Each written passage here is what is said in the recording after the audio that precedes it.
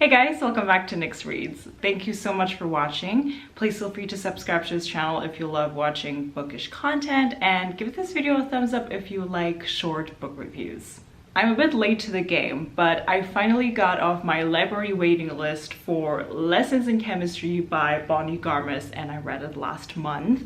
This work of fiction has been incredibly popular since it was released, and based on the glowing reviews that I've seen so far, I expected to give this no less than 4 stars, maybe even a 5-star. In the end, I settled for a good 3.5 stars. I enjoyed this so much, but I ended up having some critique points on this book, so I decided to film a short book review. This book is about the life of our main character, Elizabeth Zott. She is one of few female scientists in the 1960s. This is where this book takes place. It spans about 10 to 15 years of her life. We follow her through the key moments of her life, jumping back and forth. Through flashbacks, we learn a bit more about her past and how she became, though being a scientist, the host of her own TV cooking show, which is called Supper at 6. We learn through what circumstances she ended up being a TV show host. Right off the bat, I want to talk about the marketing surrounding this book and how the publisher has been positioning this story.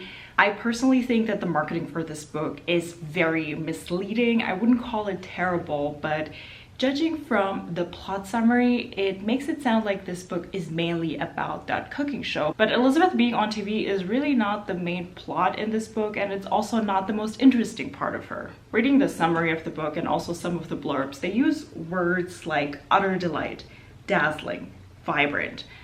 It makes it sound like some kind of rom-com focused story, but this book gets very, very dark. There is a huge trigger warning for this book for rape, for example, because there's a lot of sexual harassment in here, and it is at times very graphically described. While this particular US-Canadian book cover is very eye-catching, especially after finishing this book, this is a terrible cover. It does not fit the tone or the plot at all, in my opinion. There is actually a passage in the book that describes how Elizabeth dislikes the color pink being representative for females. In the Goodreads Q&A section of this book, there is actually a reader who asked, am I the only one who was furious about the pink chick lit rom-com cover on this book? It belittles the book in exactly the same way Elizabeth Zott was belittled. And interestingly enough, the author herself, so Brie Garmus, answered to that, I have to agree, and I'm the author. All I can say is the publisher did let me have input, and I told them I thought it looked like chick lit. Nothing against chick lit, same sentiment here, but this book isn't that. Still, publishers have a lot of experience knowing what an audience will respond to, and they thought this was the best way. I mean, I personally have to admit that this is an eye-catching, very vibrant book cover. They've been great to work with. We just didn't see eye to eye on this. You can Google other covers from the other nations and see if you think anyone else got it a little closer. I think Germany and the UK both did a nice job. I'm gonna add the UK and German cover here for you to see, and I think these are much, much more fitting designs for the story. All of that to say is you should go in this with the correct expectations on what the story is. It is much darker than the cover makes it out to be. I do agree with this particular blurb in the front though that describes this as compulsively readable. 100% correct. Once I picked this book up, I couldn't put it down. I don't know what kind of style this is called, but there was something about the dialogues and the prose that I just didn't want to stop reading. I wanted to keep going. There's such a lightness in the tone that kind of offsets all the dark turns that her life takes, that makes it very entertaining and engaging to read. I think the dialogues are very well written. I personally look at this as humor being a device that is being used to offset the grim parts of Elizabeth's life. Also worth a mention is there are parts in here that are being told from a dog's perspective.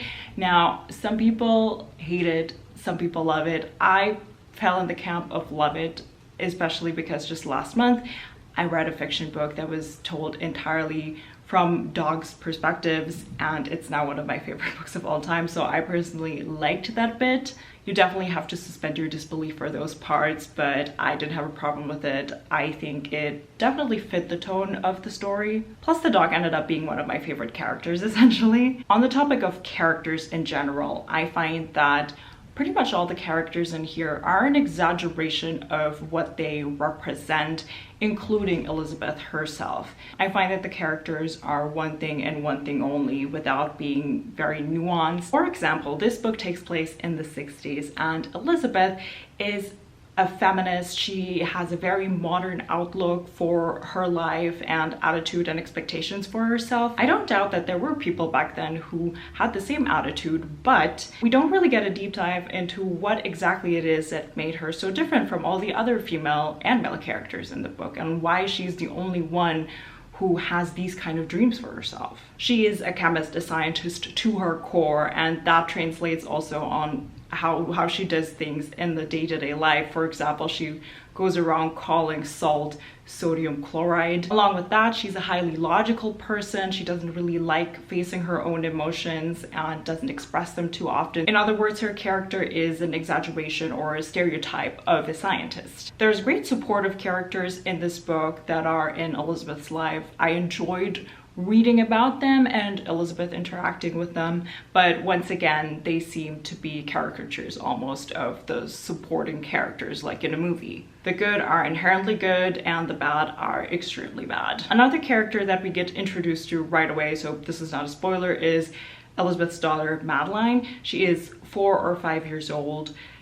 It is a joy to read about her, but she does not read like a 4 or 5-year-old. I know that there are genius children out there, but it is heavily implied in this book that Madeline learns how to read and speak properly very fast because of how Elizabeth raises her.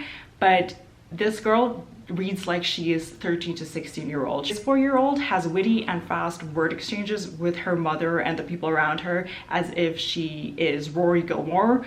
The difference is that Rory Gilmore is 16 though in the show and not 4. For the plot, the storyline itself, I wish that we had a bigger focus on Elizabeth until the end, because I think that the end is a bit more focused on another supportive character that we meet in the story. I wish that we kind of just stayed a while with Elizabeth and see how her life unfolds. There's a big question mark, almost mystery aspect to this book that we're faced with, and I didn't exactly need that. I would have been happy to just follow Elizabeth on her journey. All in all, I really liked how this book read, how fast-paced it was, the dialogues. I enjoyed it very much. I think that especially for a debut novel, Bonnie Garmus is in her, I think, 60s, by the way, so she wrote this book very late in life. I am very much impressed. I do think that hopefully she writes the next book, for her next book, that there's going to be a bit more nuance in her characters. Nevertheless, I think that this is a highly enjoyable read if you have the right expectations. This book is actually being adapted into a TV show on, I think, Apple TV with Brie Larson as Elizabeth, which I think is a very good fit. I saw some of the photos and it looks great to me. I honestly don't know if I'm gonna watch it just because I often don't watch the movie or TV series adaptations of books that I read. Have you read this book? What do you think? Was it a straight up 5 stars for you, like for so many people, or did you also have some critique points? Thanks for listening to me while I'm sharing my thoughts on lessons in chemistry. Don't forget to subscribe if you like bookish content, and give this video a thumbs up if you like book reviews, or book discussions, I should say. Thank you so much for watching. I'll see you guys next time. Bye.